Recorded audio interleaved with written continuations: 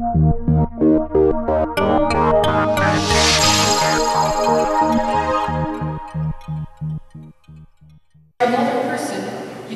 Student Solidarity Tour has made its way through Windsor.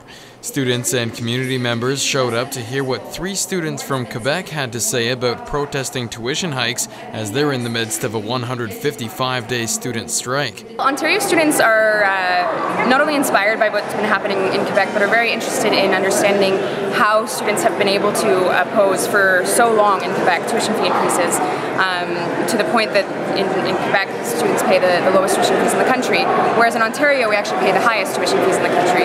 And students are faced with high amounts of debt and of course these high tuition fees, and that truly is the issue that affects accessibility to education the most. King says it's important to be able to have the Quebec students to speak at major schools across Ontario. It's really valuable to have that sort of one-on-one opportunity to hear them speak, to ask questions about whatever it might be that students are interested, whether it's the mobilizing in itself, or why the context in Quebec might be different, or why you would even want to oppose a tuition fee increase of such caliber.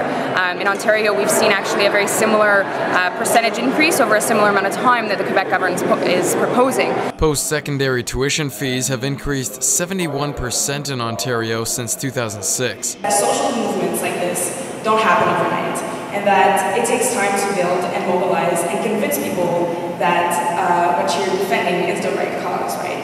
And so that if you don't win right away, you shouldn't be discouraged. Vlasveld, Blackburn News.